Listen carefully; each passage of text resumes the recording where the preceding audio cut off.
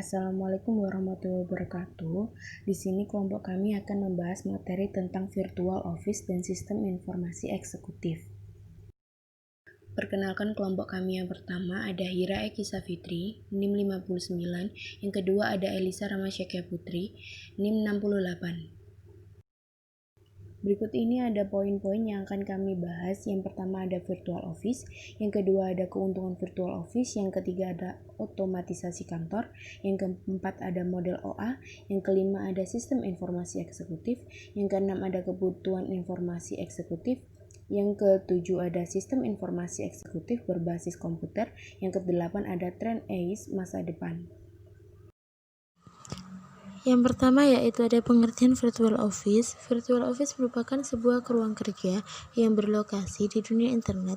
Dengan kata lain, tidak mempunyai kantor real, di mana seorang individu dapat menyelesaikan tugas-tugas yang diperlukan untuk melaksanakan bisnis tanpa memiliki lokasi usaha. Virtual office merupakan lompatan dari teknologi informasi. Berbagai penyempurnaan peralatan dilakukan dalam melaksanakan pertukaran informasi, mulai dari yang sifatnya manual dan kasat mata menjadi serba otomatis dan tidak kasat mata atau virtual. Yang ketiga ada otomatisasi kantor atau office automation. Otomatisasi sebenarnya dimulai di pabrik dan pada akhirnya menyebar ke kantor dalam bentuk otomatisasi kantor atau office automation, atau lebih dikenal dengan istilah OA. Pada awalnya, OA dimaksudkan untuk membantu pekerjaan yang bersifat administratif atau clerical, tetapi karena kemampuan OA untuk memudahkan komunikasi formal dan informal dengan orang-orang di dalam dan di luar perusahaan, menarik para manajer dan profesional sebagai pemakai. Maka selanjutnya, semua pemakai ini menggunakan OA untuk meningkatkan produktivitas kerjanya. Namun, sebagian besar sistem OA tidak direncanakan secara formal atau diuraikan secara tertulis. Kata kunci yang membedakan OA dari subsistem Computer Based Information System atau CBIS lain adalah komunikasi. Kemampuan OA untuk menghubungkan orang secara elektronik telah membuka cara baru melakukan pekerjaan kantor, yang berarti bahwa pekerjaan kantor dapat dilakukan di lokasi geografis manapun selama tempat kerja tersebut terhubung dengan lokasi tetap perusahaan melalui komunikasi elektronik. Yang kedua ada keuntungan kantor maya. Kantor maya mengatasi kendala fisik dari tempat kerja sehingga menghasilkan beberapa keuntungan sebagai berikut. Yang pertama, pengurangan biaya fasilitas. Perusahaan tidak harus memiliki kapasitas kantor yang besar karena sebagian pegawai bekerja di tempat lain, sehingga mengurangi biaya sewa dan perluasan kantor. Yang kedua, pengurangan biaya peralatan. Daripada menyediakan peralatan kantor bagi tiap pegawai, dengan telekomuter dapat berbagi peralatan seperti halnya para peserta dalam suatu LAN saling berbagi sumber daya. Yang ketiga, jaringan komunikasi formal. Karena telekomuter harus terus terinformasi dan mendapat perintah spesifik, jaringan komunikasi mendapat lebih banyak perhatian daripada biasanya. Dalam pengaturan kantor tradisional, sebagian besar informasi dikomunikasikan melalui percakapan dan pengamatan. Meningkatnya perhatian pada kebutuhan telekomuter berpotensi menghasilkan komunikasi yang lebih baik daripada jika semua pegawai bekerja di lokasi tetap. Yang keempat, pengurangan penghentian kerja. Apabila terjadi gangguan alam seperti banjir, angin ribut, dan sejenisnya yang membuat pegawai tidak mungkin pergi ke tempat kerja, kegiatan perusahaan dapat terhenti. Namun, dengan kantor maya, sebagian besar pekerjaan dapat dilanjutkan, asalkan jaringan suprastrukturnya tidak mengalami gangguan. Dalam hal ini, listrik tidak padam, dan penyedia jasa komunikasi juga tidak mengalami kemacetan. Yang kelima ada kontribusi sosial. Kantor maya memungkinkan perusahaan memperkerjakan karyawan yang tadinya tidak memiliki peluang untuk bekerja. Orang cacat, lanjut usia, dan orang tua dengan anak-anak kecil dapat bekerja di rumah. Oleh karena itu, kantor maya lebih memungkinkan perusahaan menunjukkan tanggung jawab sosialnya. Keuntungan kontribusi sosial dapat dibagikan ke pegawai yang tadinya tidak mungkin memperoleh pekerjaan sebelum kantor maya. Yang keempat ada model OA. Model OA sendiri dibagi menjadi dua. Yang pertama ada komponen database dalam OA, yang kedua komponen aplikasi dalam OA. Kita membahas yang pertama dulu, yaitu komponen database dalam OA. Database adalah kumpulan data yang terintegrasi dari seluruh sumber daya dalam perusahaan, baik sumber daya masukan proses maupun output. Data yang sudah terproses menjadi informasi dalam database juga didapatkan dari lingkungan, sistem perusahaan, serta data-data hasil olahan dari para manajer sebagai problem solver. Untuk dapat mengumpulkan data dalam database harus melalui proses pengolahan data menggunakan komputer. Yang kedua ada komponen aplikasi dalam OA. Aplikasi dalam OA dibedakan menjadi dua macam, yaitu aplikasi perkantoran menggunakan peralatan elektronik non-komputer dan aplikasi perkantoran menggunakan komputer. Untuk dapat mengumpulkan data dalam database harus melalui proses pengolahan data menggunakan komputer. Berikut pengolahan data meliputi: yang pertama ada mendapatkan data, yaitu dengan mendokumentasikan setiap transaksi. Yang kedua, kejadiannya apa. Yang ketiga, kapan terjadinya. Yang keempat, berapa banyak dan berapa nilainya. Yang kelima, keterangan tentang transaksi. Pengolahan data yang kedua yaitu memanipulasi data, yaitu dengan mengklasifikasikan atau dengan diberi kode. Yang kedua diurutkan, yang ketiga dihitung, dan yang terakhir ditotal. Pengolahan data yang ketiga yaitu menyimpan data. Menyimpan data ini meliputi: yang pertama menggambarkan setiap transaksi, yang kedua dalam bentuk database. Pengolahan data yang keempat yaitu menyiapkan dokumen, terbentuk dalam kategori berdasarkan jenis kejadiannya, dan yang kedua berdasarkan waktu kejadiannya. Ada juga komponen aplikasi dalam OA. Komponen aplikasi dalam OA dibedakan menjadi dua macam, yaitu aplikasi perkantoran menggunakan peralatan elektronik non-komputer dan aplikasi perkantoran menggunakan komputer. Dalam banyak hal, fungsi dari kedua jenis aplikasi di atas adalah sama, hanya peralatannya saja yang berbeda. Ada aplikasi dalam OA. Yang pertama ada word processing, menggunakan perangkat komputer yang menghasilkan berbagai tugas pengetikan dan percetakan dokumen secara otomatis. Sekretaris atau manajer melakukan pengetikan melalui terminal. Dari sini sebuah dokumen yang disiapkan atau diketik dapat dilakukan pengeditan terlebih dahulu sebelum disimpan ke dalam komputer. Dokumen juga dapat diambil atau disimpan dalam media penyimpan luar. Jika diperlukan dapat dibuat hard copy dalam cetakan printer. Hasil cetakan ini dapat diberikan kepada manajer sebagai bahan persiapan agar komunikasi dapat berjalan lebih efektif. Dalam perkantoran modern, dokumen tidak mesti harus dicetak, namun dapat di-attach dari komputer lain yang terhubung dalam satu jaringan komputer. Yang kedua ada electronic and voicemail. Voicemail adalah sarana yang disediakan oleh penyedia layanan telepon kepada pelanggan untuk dapat meninggalkan pesan dalam sebuah mailbox apabila telepon yang dituju tidak dapat dihubungi. Mailbox dapat berisi pesan-pesan. Ini dapat dipanggil oleh pemilik telepon untuk mendengarkan pesan-pesan yang diterima dan telah tersimpan di dalamnya.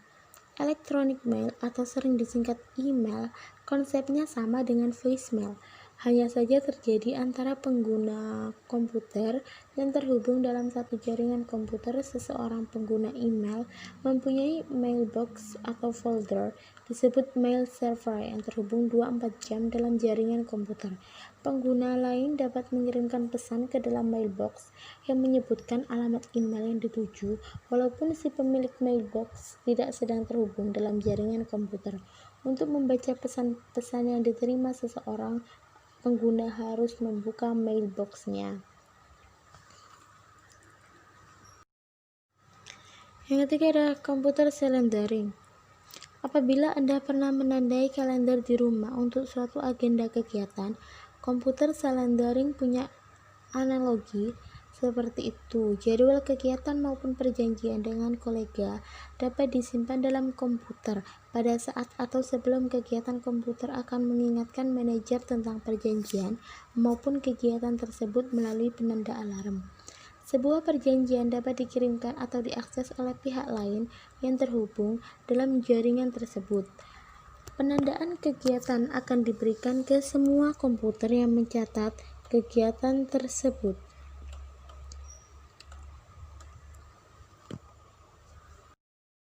Selanjutnya saya akan membahas audio conferencing, pemanfaatan peralatan komunikasi suara untuk menghubungkan orang-orang pada tempat yang terpisah untuk dapat melakukan pembicaraan pada suatu topik tertentu. Peralatan audio pada akhir dekade ini perannya dapat diganti menggunakan komputer yang mempunyai kemampuan audio. Audio channel diganti oleh komputer yang dilengkapi dengan chat server. Selanjutnya ada video conferencing, penggunaan televisi serta peralatan audiovisual untuk menghubungkan partisipan konferensi yang lokasinya sangat terpisah. Pelaksanaannya dapat dengan cara yang pertama one way video dan two way audio, yang kedua ada one way video dan audio, yang ketiga ada two way video dan audio. Kegiatan seperti ini juga dapat digantikan menggunakan peralatan komputer yang mempunyai kemampuan audiovisual. Selanjutnya ada computer conferencing, adalah pemakaian komputer dalam sebuah dialog komunikasi antara individu dengan menggunakan media dan paket data. Yang kedua ada fax, adalah alat yang mempunyai kemampuan membaca dokumen pada satu sisi lain dari saluran komunikasi dan membuat salinannya pada satu sisi lain. Kemampuan ini juga sudah diadaptasi oleh komputer. Yang ketiga ada video text, imaging, dan desktop publishing. Ketiga hal ini sudah bukan merupakan hal baru dalam pemanfaatan teknologi komputer saat ini. Yang pertama ada video teks, adalah kemampuan memindah dan menyimpan narasi teks dan gambar grafik ke dalam layar monitor. Yang kedua, imaging, adalah kemampuan memindah, menyimpan, dan menampilkan kembali image atau citra ke dalam format digital dalam komputer. Yang ketiga, ada desktop publishing, adalah kemampuan komputer untuk menghasilkan keluaran yang sangat halus mendekati kemampuan typesetter atau dalam layout cetakan. Selanjutnya ada sistem informasi eksekutif atau yang disebut EIS. Adalah salah satu jenis manajemen sistem informasi untuk memudahkan dan mendukung keterangan dan pembuatan keputusan yang dibutuhkan eksekutif senior dengan menyediakan kemudahan akses terhadap informasi baik dari dalam maupun dari luar yang relevan dengan tujuan organisasi. Selanjutnya ada kebutuhan informasi eksekutif. Yang pertama ada penelitian Manberg, mendefinisikan 5 kegiatan dasar yang membentuk waktu CEO. Yang pertama, tugas administrasi 22%, yang kedua ada panggilan telepon 6%, yang ketiga pertemuan tidak terjadwal 10%, yang keempat pertemuan terjadwal 59%, yang kelima kunjungan 3%. Yang kedua ada penelitian Jones and McLeod. Hasil penelitian yang pertama, sebagian besar informasi eksekutif berasal dari sumber daya lingkungan atau eksternal, tetapi informasi internal diberi nilai lebih tinggi. Yang kedua, sebagian besar informasi eksekutif berbentuk tertulis, tetapi informasi lisan diberi nilai lebih tinggi. Yang ketiga, para eksekutif mendapat sangat sedikit informasi langsung dari komputer. Yang ketiga ada peralatan Rockart dan Ricci. Hasil penelitian yang pertama, tujuan sentral eksekutif menggunakan informasi dari komputer, terutama dalam perencanaan dan pengendalian. Yang kedua, inti data bersama. Database berisi informasi mengenai berbagai data industri, pelanggan, pesaing, dan unit-unit bisnis dalam 3 periode, yaitu masa lalu, masa kini, dan masa depan. Yang ketiga, metode penggunaan. Eksekutif menggunakan sistem informasi eksekutif untuk mengakses status saat ini, memproyeksikan tren, dan melakukan analisis pribadi atas data. Yang keempat ada organisasi pendukung. Para eksekutif dibantu oleh yang pertama, pelatih sistem informasi eksekutif, ada anggota staf eksekutif, jasa informasi atau organisasi konsultasi luar perusahaan. Yang kedua ada pengendalian sistem informasi eksekutif, ada anggota staf eksekutif yang mengorganisasikan peralatan bagi eksekutif. Selanjutnya ada informasi eksekutif berbasis komputer, merupakan suatu sistem yang menyediakan informasi bagi eksekutif mengenai kinerja keseluruhan perusahaan. Selanjutnya yang pertama ada model AIS. Konfigurasi AIS berbasis komputer biasanya meliputi satu komputer personal. Konfigurasi perangkat kerasnya mencakup penyimpanan sekunder, kebanyakan dalam bentuk hard disk yang menyimpan database eksekutif.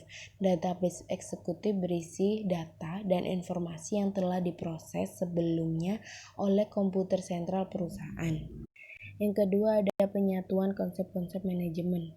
Para eksekutif membangun AIS mereka di atas konsep-konsep dasar manajemen. 3 konsep dasar. Yang pertama, faktor-faktor penentu keberhasilan. Yang kedua, manajemen by exception. Yang ketiga, ada metode metal. Selanjutnya, tren sistem informasi eksekutif pada masa yang akan datang. Yang pertama, penggunaan sistem informasi eksekutif di perusahaan besar akan menjadi umum. Seperti semakin banyak manajer tingkat menengah dengan latar belakang komputer menanjak ke jenjang eksekutif, sebagian dari eksekutif baru ini akan tertarik pada perangkat lunak, sistem informasi eksekutif siap pakai. Yang kedua, ada terdapat kebutuhan akan perangkat lunak sistem informasi eksekutif khusus berharga murah. Seperti alternatif yang paling menarik untuk perusahaan kecil adalah perangkat lunak sistem informasi eksekutif siap pakai, tetapi kualitasnya harus tinggi dan perangkat lunak itu harus mudah diterapkan dan digunakan. Kondisi ini akan tercapai dengan makin banyaknya pemasok yang memasuki pasaran. Sekian penjelasan dari kelompok kami. Wassalamualaikum warahmatullahi wabarakatuh.